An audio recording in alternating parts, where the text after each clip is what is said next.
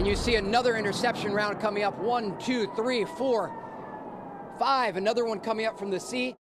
Fox confirms a combined joint attack from Hezbollah and Iran targeting them at the same time.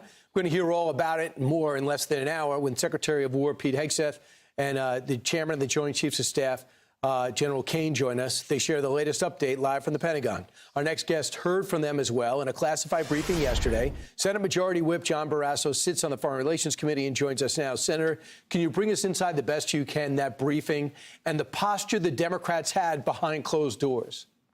Well, thank you, Brian. Number one, the world is much safer today because President Trump has taken decisive action against Iran. The Ayatollah is dead. His team under him has been eliminated, and we are currently eliminating the Iranian military force. We're talking about missiles, the missile launchers, and their ability to produce more missiles.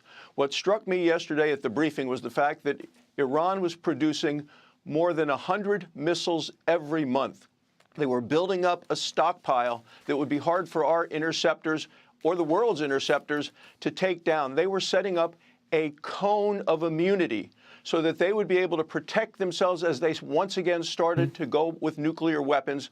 That's what we heard about yesterday. Iran has been at war with the United States for 47 years, killing thousands of Americans. And Brian, yesterday after the briefing, I talked to the mother of a soldier from Wyoming, Tyler Pickett, who was killed by an Iranian IED in Iraq in 2008. She said, John, please thank President Trump for what he is doing, for what he has done. And she's praying for all the men and women who are now in harm's way. And Senator, 603 died in that insurgency alone, where they went in and made our lives miserable in Iraq, where the Iraqis were willing to turn the page on their country and Saddam Hussein. So you have the posture behind closed doors. Tell me if this sounds like the Chuck Schumer that was getting briefed when no one else was listening. Watch. The American people do not want an endless war. The administration doesn't seem to know what it's doing. The answers are very unsatisfying. They have shifting goals, different goals all the time, different answers every day. And I am truly worried about mission creep. Is that the Senator Chuck Schumer behind closed doors?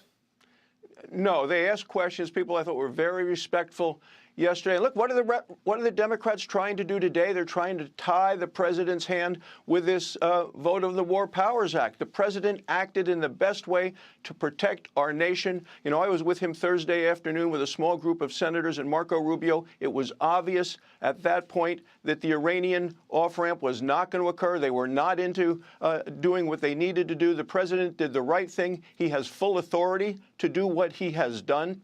He's done the right thing. And look, and compare this to what Obama did and the Democrats 10 years ago. $56 billion to the Ayatollah. And for the last 10 years, they've been using that money to kill Americans and others and to build more weapons.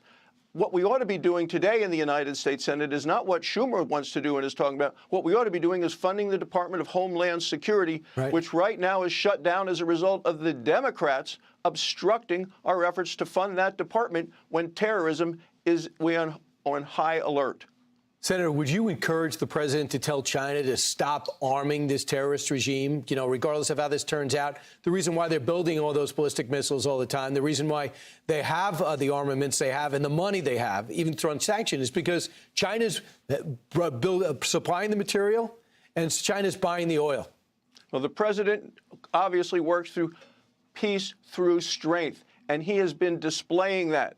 They tried to get Iranian efforts into Venezuela. The president went in decisively and took out their leader.